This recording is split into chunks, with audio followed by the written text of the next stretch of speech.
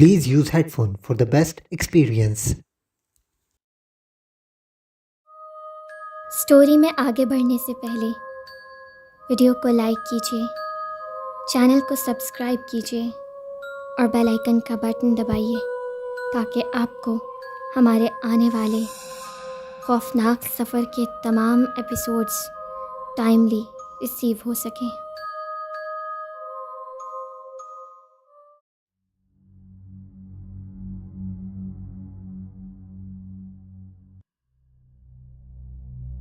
एक शख्स एक तारीक बेसमेंट में चलता हुआ दिखाई देता है। चारों तरफ ग्लास वॉल्स हैं और कुछ मिस्टीरियस और अनयूजुअल मशीन्स काम करती हुई दिखाई देती हैं। उस शख्स के चेहरे पर हैरानी साफ देखी जा सकती है, जैसे कि उसने कुछ ऐसा डिस्कवर कर लिया हो जिसकी उसे बहुत वक्त से तलाश थी। वो थोड़ा घबराते हुए लेकिन मजबूत कदमों से आगे बढ़ता है और एक दूसरों से कदरे बड़ी और ख़तरनाक सी मशीन के पास पहुंचता है। वो उसका जायज़ा ले ही रहा होता है कि अचानक रूम की ग्लास वॉल पे किसी इंसान का साया दिखाई देता है और उसके साथ ही वो मशीन उस शख्स को अपने अंदर खींचने लगती है।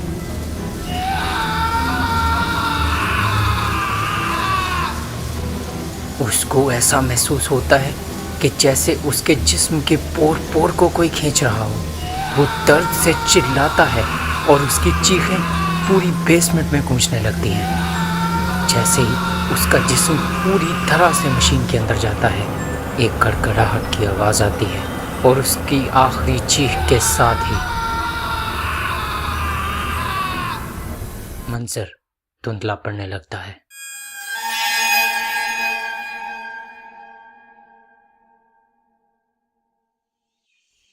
सुबह का उजाला रोशनी फैलाते हुए एक नए दिन का ऐलान कर रहा है। एक और ऐसा दिन जब बहुत से लोग अपने मकासद लिए घरों से निकलेंगे। कुछ तो अपनी मंजिल को पा लेंगे, लेकिन कुछ की कोशिश जारी रहेगी। ऐसे में ड्रेसिंग टेबल के आईने के सामने खड़ी एक लड़की अपने बालों में रेड हेयर बैंड लगा रही है। उसके चेहरे पर जहानत के साथ साथ अज़्म और फिक्रमंदी के साए हैं। वो मुँह ही मुँह में कुछ बोल रही है। I'll not let them go. मैं पता लगा कर ही रहूँगी। I'll take the revenge. ऐसे में उसकी मदर उसके पास आती है और कहती है, बेटा तुम हमेशा रेड हेयर बैंड क्यों इस्तेमाल करती हो, कोई और कलर क्यों नहीं? तुम जानती हो ना, ये कलर हम दोनों को दुखी कर देता है। ये सुनकर वो माजी की यादों में खो जाती है, जब उसके फादर उससे बहुत प्यार किया करते थे और उसको हमेशा रेड हेयर बैंड ही ला कर दिया करते थे। लेकिन वो कभी पूछ ना सकी कि बाबा सिर्फ रेड हेयर बैंड ही क्यों। मॉम, आपको पता है ना मैं इसी कलर के हेयर बैंड क्यों लगाती हूँ? और मैं तब तक लगाती रहूँगी जब तक मैं इंसाफ हासिल नहीं कर लेती। बेटा तुम ना नजर आने वाली मंजिल के लिए कोशिश कर रही हो और तुम्हें तो पता भी नहीं कि वो लोग कौन है, और मैं तुम्हें खोना नहीं चाहती। तुम्हें मेरा सब कुछ हो, तुम ये बड़ा खतरा क्यों मोल ले रही हो? मॉम, आपको पता है ना कि मैं पीछे नहीं हटने वाली, फिर आप क्यों कोशिश करती हैं मुझे बार बार रोकने की? मैं उन लोगों को ढूंढ कर ही रहूंगी। एंड यू ऑल्सो नो कि पुलिस भी इसमें कुछ नहीं कर सकती। लेकिन बेटा बस मॉम, मैं इस टॉपिक पे मजीद कोई बात नहीं करना चाहती। और वो ये कहकर अपना हैंडबैग लिए घर से निकल गई। बेटा नाश्ता तो करती जाओ। लेकिन वो अपनी माँ की आवाज़ को अनसुना करके बाहर गली में एक नए अज़्म के साथ कदम बढ़ाने लगी। अब वही लड़की एक बुक शॉप पे खड़ी न्यूज़पेपर में एड्स वाले सेक्शन को बहुत गौर से देख रही है, जैसे कि उसमें से कुछ तलाश करना चाहती हो, कुछ ऐसा जिसकी तलाश उसे कई सालों से थी। लेकिन फिर अचानक उसकी आंखें फैलती चली गईं। उसका मुंह हैरत से खुला का खुला रह गया जब उसने उस ऐड को देखा। उसको देखते ही उसकी आंखों में माजी की कई यादों के साए रक्स करने लगते हैं। वो आंखों में तजस्सुस और हैरत लिए उस ऐड को पढ़ना जारी रखती है। डिग्री होल्डर्स के लिए ख़ास मौका, आइए और हमारी कंपनी में किस्मत आजमाइए। Interview timings will be Sunday at 6 p.m. Please come with your original documents at given address. लेकिन आपको अकेले आना होगा, वरना आपको इंटरव्यू के लिए कंसिडर नहीं किया जाएगा। लड़की की आंखों में गुस्सा साफ तौर पर देखा जा सकता है। वो एक अज़्म से कहती है, मैं ज़रूर जाऊंगी, मुझे इसका कब से इंतज़ार था, मैं ज़रूर जाऊंगी। शाम के 6 बज रहे हैं। वही लड़की अपने बालों में रेड हेयर बैंड लगाते हुए तैयार हो रही है। वो अपने डॉक्यूमेंट्स फाइल में रख ही रही होती है कि उसकी मदर, तुम शाम के इस वक्त कहाँ जा रही हो? Mom, I got them. उसकी मदर शॉक रह जाती है। वो हैरान होते हुए कुछ देर खामोश रहने के बाद पूछती है, Oh really? Are you serious? ऐसा कैसे इतने सालों बाद? डोंट नो मॉम, बट ये हुआ है और उन्होंने वो एड रिलीज करके अपनी तबाही को खुद दावत दी है। Are you mad? तुम जानती हो ना उन्होंने तुम्हारे। मॉम, आप प्लीज मुझे मत रोकिए, मैं इस दिन का कब से इंतजार कर रही थी। उसकी मदर उसको रोकती ही रह गई, लेकिन वो एज यूजुअल उनको अनसुना करके डॉक्यूमेंट्स की फाइल लिए उस लोकेशन के लिए निकल खड़ी हुई।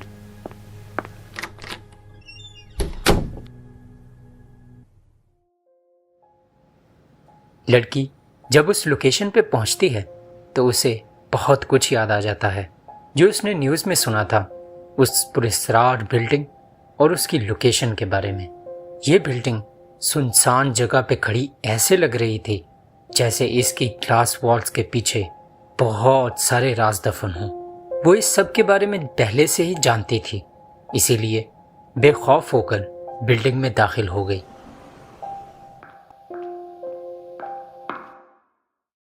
लेकिन वहां का माहौल ही ऐसा था कि उसको अपने जिस्म में सनसनाहट साफ तौर पे महसूस हुई।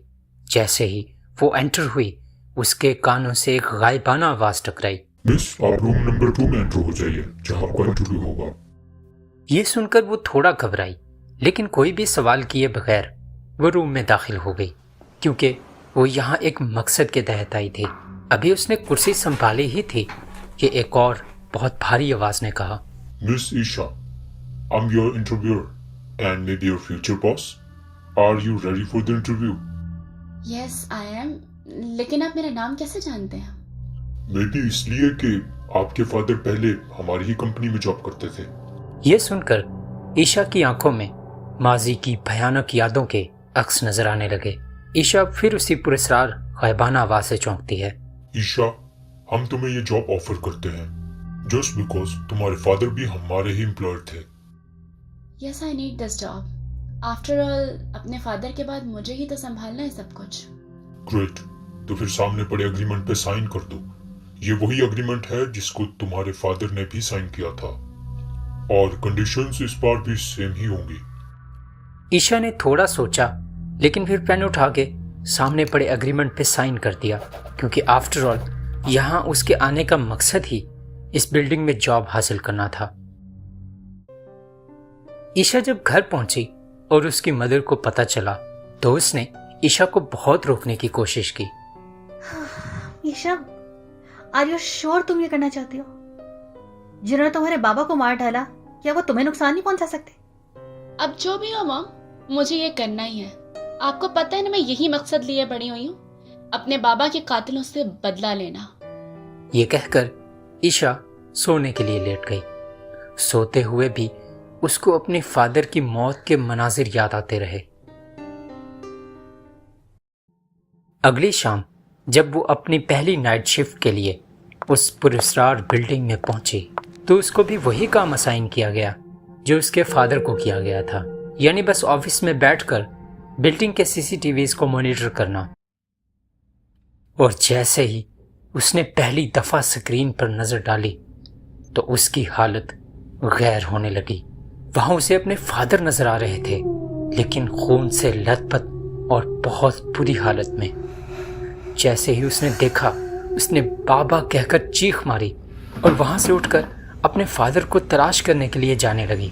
उसी भयानक गायबाना आवाज ने उसे डांटा, मिस ईशा, आप ऑफिस के बाहर नहीं जा सकती।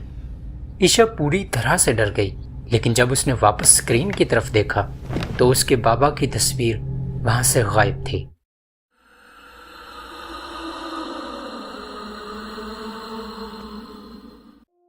ऐसे ही कुछ दिन गुजर गए।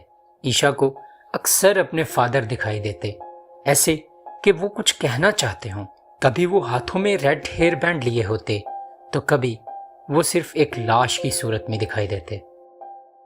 इसी तरह एक रात जब ईशा अपने डेस्क पर बैठी कैमरास को मॉनिटर कर रही होती है, अचानक मंजर उसकी आंखों के सामने घूमने लगता है और उसको उसके फादर दिखाई देते हैं जो कि उसे अपनी तरफ बुला रहे थे। ईशा किसी ट्रांस की हालत में उनकी आवाज़ को फॉलो करते हुए उनकी तरफ जाने लगी। वो चलते चलते उसी हॉल में पहुंची जिसमें कभी उसके फादर पहुंचे थे। उसने नज़र उठा के सामने देखा तो उसको अपने फादर एक चेयर पर बैठे दिखाई दिए, लेकिन उनके चेहरे पे अज़ियत और मलाल साफ देखा जा सकता है। बाबा, आप यहाँ कैसे? आप तो मर चुके हैं ना? हाँ बेटा, मेरी रूह मरने के बाद भी इस दुनिया में बल्कि इसी बिल्डिंग में भटक रही है। लेकिन क्यों बाबा? और आपकी डेथ कैसे हुई? असल में मैं ये जानना चाहता था कि उस साइंटिस्ट के मरने के बाद भी जॉब सीकर्स को इस बिल्डिंग में कौन बुलाता है और कैसे लोगों की इस पुरस्कार तरीके पर मौत होती है। एक्चुअली बेटा, मैं अपनी उस रेड हेयर बैंड वाली दोस्त की मौत का भी बदला लेना चाहता था। तुम मुझसे पूछती थी ना कि मैं तुम्हें हमेशा रेड हेयर बैंड ही क्यों ला कर देता था। इसकी वजह वही लड़की थी जिसको मैं पसंद करता था और वो भी मुझे पसंद करती थी, लेकिन कुछ रीजंस की बिना पर हम शादी ना कर सके। तो बहरहाल मैं इस चीज़ का सुराग लगाने के लिए ही इस बिल्डिंग में आया था और मैंने सुराग लगा भी लिया था, एक बेसमेंट। लेकिन फिर उनकी आवाज़ और कमज़ोर होती चली गई और अचानक बहुत सारी खौफनाक आवाज़ें आने लगी, बहुत सारी दर्द में डूबी हुई आवाज़ें। Sir, I need this job. Sir, Sir, I need I this need job. this job. I need this job. I'm best Sir, for please, this. sir. Best Sir, for sir, I need this. job, sir. Sir, I need job. I'm best for this. Best for job. I need job. I Please, need this job. I need this job. I need this job. I'm best for this. और फिर ये सरगोशियाँ भयानक चीखों में बदल गईं, जैसे different machine से उनके ऊपर कोई एक्सपेरिमेंट किया जा रहा हो।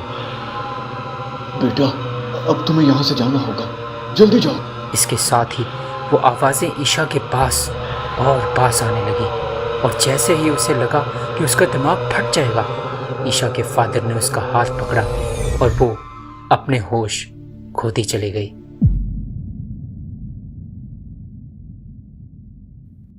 उसकी आंख खुली तो उसने खुद को वहीं ऑफिस चेयर पर बैठे हुए पाया। वो सोचने लगी कि क्या ये ख्वाब था, लेकिन ये ख्वाब कैसे हो सकता है। उसके बाबा, वो भयानक आवाज़ों वाले लोग, सब जैसे एक तल्ख हकीकत की तरह उसके सामने था। क्या ये ख्वाब था? लेकिन ये ख्वाब कैसे हो सकता है? वो बेसमेंट और बाबा मजीद भी कुछ कहना चाहते थे, लेकिन मुझे उस बेसमेंट का पता लगाना ही होगा, शायद वहीं को सुराग मिले। ईशा आज होने वाले पुरस्कार वाकयात को सोचते हुए घर आ गई। वो सोचती रही कि उसे क्या करना चाहिए, लेकिन फिर उसके दिमाग में वो ख्याल किसी धमाके की तरह आया। उसने सोचा कि वो अपने एक फ्रेंड से हेल्प ले सकती है जो स्कूल में उसका क्लास फेलो था और अब एक प्राइवेट डिटेक्टिव एजेंसी चला रहा था। वो दोनों एक रेस्टोरेंट में मिले। तो कैसे हैं आप mister Shaan Jamil, CEO of shadow seekers agency? Isha, तुम बिल्कुल भी नहीं बदली। मैं ठीक हूँ, तुम कैसी हो? हाँ, मैं भी ठीक हूँ, और काम है तो मुश्किल और बहुत पर्सनल भी, इसीलिए तुम्हें बुलाया। और ऐसा क्या काम पड़ गया मेरी क्लास फेलो को एक डिटेक्टिव से? तुम्हें पता तो है मेरे बाबा की पुरस्कार जॉब और फिर उनकी पुरस्कार मौत के बारे में। हाँ, न्यूज़ में सुना तो था, उस बिल्डिंग और उससे जुड़ी तमाम ट्रेजेडीज़ के बारे में। तो मैं अपने बाबा की मौत की वजूहात जानना चाहती थी और बदला लेना चाहती थी, और इसी असना में मुझे वही ऐड दोबारा दिखा है। वही ऐड? लेकिन कैसे? उस बिल्डिंग के साथ तो सब कुछ तबाह नहीं हो गया था? हाँ, लेकिन अब वो बिल्डिंग फिर से वही है और लोगों की जिंदगियों के साथ वही खेल खेला जा रहा है। तो तुम मुझसे क्या चाहती हो? ईशा ने अपनी ज्वाइनिंग से लेकर जो उसने ख्वाब या हकीकत में देखा था और जो उसके बाबा ने बताया था, सब शान जमील को बता दिया। हमें उस बेसमेंट का सुराग लगा के सबको एक्सपोज करना है। तो हमें एग्जैक्टली काम कहाँ से शुरू करना है? आई थिंक पहले हमें सब सीसीटीवीज़ को बंद करके उस बेसमेंट को ढूंढना होगा, क्योंकि वहाँ मुझ पे हर वक्त नज़र रखी जाती है। फिर अगले 1 घंटे में उन दोनों ने सारा प्लान तैयार कर लिया। ईशा को ऑफिस कैमराज से बचकर एक पेन ड्राइव कंप्यूटर्स में इंसर्ट करनी थी। फिर शान जमील उन सभी कैमरास को हैक करके मॉनिटर्स पे पिछली फुटेज को लूप में चला देगा और ईशा बेसमेंट में जाएगी। अगले दिन ईशा अपने ऑफिस पहुंची और वही बोरिंग और इरिटेटिंग काम शुरू कर दिया। वो हर चीज़ का जायज़ा लेकर काम शुरू करना चाहती थी, तभी अचानक मंजर बदलने लगा। ईशा ने खुद को उसी बड़े से हॉल में खड़े हुए पाया और उसके सामने उसके बाबा खड़े उसको फिक्रमंदी से देख रहे थे। ईशा, ये सब तुम ठीक नहीं कर रही हो। सब कुछ ऐसा नहीं है जैसा तुम समझ रही हो। अपने घर वापस लौट जाओ। लेकिन बाबा, मैं उन सबको मार डालूंगी जिन्होंने आपकी जान ली और भी बहुत से मासूम लोगों की भी। ईशा, तुम समझ नहीं रही हो। इस मिस्ट्री के पीछे कुछ गैर मरई कुव्वतें भी कार फरमा हैं। तुम उन सबसे कैसे लड़ पाओगी? अब जो भी हो जाए, मैंने सोच लिया है कि मैं अब इस सबसे पीछे नहीं हटूंगी। ठीक है, फिर तुम अपने दोस्त शान जमील को कहो कि वो अपने उस इस्लामिक स्कॉलर दोस्त को लेकर आए। बाबा, आप कैसे जानते हैं? ये सब तुम छोड़ो। अगर तुम उस बेसमेंट को तलाश कर लो तो उसमें एक पावर हाउस है जहां से ये लोग सब कुछ कंट्रोल करते हैं, और इन्होंने अपने साथ एक क्रिश्चियन प्रीस्ट को भी मिला रखा है जो हर तरह का मैजिक जानता है। और इनका एक्सपेरिमेंट भी यही था कि कैसे अगर कोई मर जाता है तो उस शख्स की रूह को दुनिया में रखकर उससे काम लिए जा सकते हैं। अगर तुमने उस पावर हाउस को तबाह कर दिया तो फिर अगले 100 साल तक ये लोग इस तरह की कोई भी कोशिश नहीं कर पाएंगे। वो इस्लामिक स्कॉलर वहाँ मौजूद तमाम कैद रूहों को आज़ाद कर देंगे और फिर इनका तमाम मंसूबा तबाह हो जाएगा। बाबा, क्या आप हमें उस बेसमेंट तक नहीं ले जा सकते? नहीं, मैं कुछ पाबंदियों की बिना पर ऐसा नहीं कर सकता। अचानक हॉल में लाइट्स जलने बुझने लगती हैं और वही खौफज़दा और खौफनाक सरगोशियाँ दोबारा सुनाई देने लगती हैं। Please, sir, I need job, sir. I'm best for this. I need job. जो लम्हा बलम्हा रोने और चिल्लाने की आवाज़ों में तब्दील होने लगी। ईशा ने एक जोरदार चीख मारी और वहाँ से भागी। बहुत सारे रोते और चिल्लाते हुए लोगों की कदमों की आवाज़ें उसके पीछे पीछे आने लगी, ऐसे कि जैसे आज उसको मार ही डालेंगी। फिर वो आवाज़ें उसके करीब आन पहुंची। उसको लगा कि उसका आखिरी वक्त आन पहुंचा है। जब एक सख्त और बेरहम हाथ ने उसकी गर्दन को पकड़ा तो वो सामने किसी ग्लास वॉल से टकराई। ग्लास टूटने की आवाज़ के साथ ही ईशा अपने होश खोने लगी और वो मुकम्मल तौर पर बेहोश हो गई। ईशा और शान जमील उसी रेस्टोरेंट में बैठे बात कर रहे थे। ईशा उसको सारी बात बता चुकी थी और शान जमील ने भी उस इस्लामिक स्कॉलर को लाने की हामी भर ली और दोनों प्लान बनाने लगे कि उस बेसमेंट को ढूंढकर कैसे उस पावर हाउस को तबाह किया जाए। ईशा ने प्लान के मुताबिक पेन ड्राइव कंप्यूटर में इंसर्ट कर दी और शान जमील ने उन कंप्यूटर्स में मैलवेयर भेजकर उनको हैक कर लिया। ईशा, शान और वो इस्लामिक स्कॉलर तीनों मिलकर उस बेसमेंट में जाने का रास्ता ढूंढने लगे। वो पूरी बिल्डिंग में ढूंढकर अब वापस ईशा के ऑफिस में खड़े थे।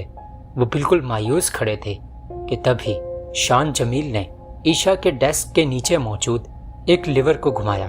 ईशा का डेस्क वहाँ से हटने लगा और वहाँ पे एक तारीख खला के साथ ही बेसमेंट में जाती सीढ़ियाँ नमूदार हुई।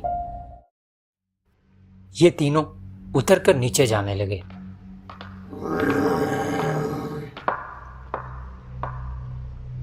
फिर शान के डिटेक्टिव माइंड ने उस पावर हाउस का पता भी चला लिया। उन्होंने वहां पहुंचकर देखा तो उनके मुंह हैरत से खुले के खुले रह गए, क्योंकि वहां पर ऐसी बहुत सारी पुरस्कार और खौफनाक मशीन्स चल रही थीं जिनसे सब कुछ कंट्रोल किया जा रहा था। ऐसा लगता था कि इनको कोई अनसीन फोर्स कंट्रोल कर रही है। उनके वहां पहुंचते ही सिक्योरिटी अलार्म इतनी तेज़ आवाज़ में बजने लगा कि रात के सन्नाटे में उसकी आवाज़ उनके दिमागों में घुसती हुई महसूस हुई, और उसके साथ ही बहुत सारी भयानक आवाज़ें आने लगी, जैसे बहुत सारी रूहें मिलकर बहन और फरियाद कर रही हों और कोई उनको बेरहमी से टॉर्चर कर रहा हो। हमें देर नहीं करनी चाहिए, यहाँ हर सेकंड पे खतरे का सिग्नल है। इस्लामिक स्कॉलर कुरानिक आयात पढ़ना शुरू करते हैं, लेकिन जैसे ही वो पहला लफ्ज़ पढ़ते हैं बेसमेंट में तेज़ हवा चलने लगती है और हवा की आवाज़ तेज़ से तेज़ होने लगती है। सिर्फ हवा ही नहीं, वहाँ चीखों का एक तूफान उठता है और वो पुरस्कार मशीन्स अपने आप ही मूव करने लगती हैं। ईशा को अपने कान के पास एक सरगोशी सुनाई देती है। ईशा, तुम्हारा अंजाम भी वही होगा जो तुम्हारे फादर का हुआ था। तुम्हारी रूह भी यही कैद होगी। अचानक पूरी बेसमेंट की लाइट्स बंद हो जाती हैं। अंधेरे में सिर्फ मशीन की रेड लाइट्स और ईशा को अपनी सांसों की आवाज़ें सुनाई देती हैं। अचानक उन तीनों के सामने एक खून से लथपथ शक्ल नमूदार होती है। ये ईशा के फादर की डिस्टॉर्टेड रूह है, लेकिन उस रूह की आंखों में गुस्सा साफ देखा जा सकता है। ईशा, तुम भाग जाओ यहाँ से। ईशा डर के बावजूद अपने जज्बात पर काबू पाए रखती है। इस्लामिक स्कॉलर की दुआओं का असर होने लगता है और बेसमेंट में एक रोशनी फैलने लगती है, लेकिन इसके साथ ही बेसमेंट की ग्लास वॉल्स पे एक मास्क पहने शख्स की तस्वीर नमूदार होती है। एक भयानक सा साया नमूदार होता है और इसके साथ ही एक आवाज़ पूरी बेसमेंट में गूंजने लगती है।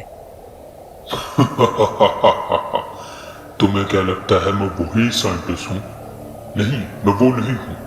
मैं उसका बेटा हूँ जो अब उसका मिशन पूरा कर रहा है। ये बात सुनकर ईशा और शान दोनों शॉक्ड रह जाते हैं। बेसमेंट का टेम्परेचर कम होने लगता है और दीवारों पे खून की लकीरें बनने लगती हैं। तो तुम वही इंसानियत सोच प्रोजेक्ट लेकर चल रहे हो जो तुम्हारे बाप ने शुरू किया था? प्रोजेक्ट? ये सिर्फ एक प्रोजेक्ट नहीं है, ये एक नई दुनिया का आगाज है। मौत को काबू में लाना, रूहों को कैद करना और दुनिया को कंट्रोल करना, ये मेरे बाप का सपना था जो मैं पूरा करूंगा। मशीन्स मेल फंक्शन करना शुरू कर देती हैं, लेकिन उस साइंटिस्ट का असर कम नहीं होता। ईशा एक मशीन के पास पहुंचकर उसकी वायर्स को काटने लगती है। अचानक उसका हाथ एक ठंडे बर्फ जैसे खून में सने हाथ को महसूस करता है। वो देखती है कि रेड हेयर बैंड वाली लड़की उसके सामने लाश की सूरत में खड़ी है और उसके चेहरे पर अजियत साफ तौर पे देखी जा सकती है। मुझे भी इंसाफ चाहिए ईशा। वो एक मशीन की तरफ इशारा करके कहती है, तोड़ दो इस मशीन को, जल्दी करो। ईशा एक हैमर उठाती है। उधर वो मास्क मैन ये देखकर जोर से कहता है नहीं। और इसके साथ ही ईशा पहला वार करती है। ऐसा करते ही वो पूरी बेसमेंट गैर इंसानी आवाज़ों से गूंजने लगती है। इधर वो इस्लामिक स्कॉलर अपना अमल पूरा करके अपना हाथ तलवार की सूरत में घुमाते हैं और यहाँ ईशा हथौड़े से उस मशीन पर आखिरी ज़र्ब लगाती है। इसके साथ ही पूरी बिल्डिंग जैसे ज़लज़ले की जद में आकर डोलने लगती है। वहाँ शान पूरी बिल्डिंग में डायनामाइट्स लगा चुका होता है। चलो अब निकले यहाँ से। लेकिन मेरे पापा। ईशा, वो इस दुनिया के नहीं है, हम उन्हें यहाँ नहीं रोक सकते, चलो जल्दी। इसके साथ ही वो भयानक सरगोशियाँ और बैन करने की आवाज़ें उनके करीब से करीब आने लगी। शान ने ईशा और उन स्कॉलर का हाथ पकड़ा और सीढ़ियों की तरफ सरपट भागने लगा।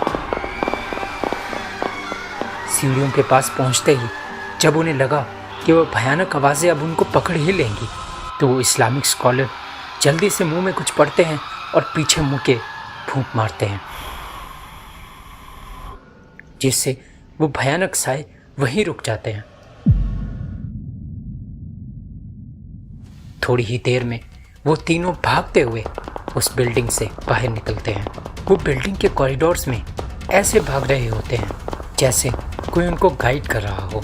बाहर आते ही शान एक रिमोट का बटन प्रेस करता है और उनके पीछे एक जोरदार धमाका सुनाई देता है, जिससे वो तीनों हवा में उछलते हैं और पूरा मंजर बिल्डिंग से उठने वाली आग के लिपटों और धुएं के बादलों में धुंधला पड़ने लगता है।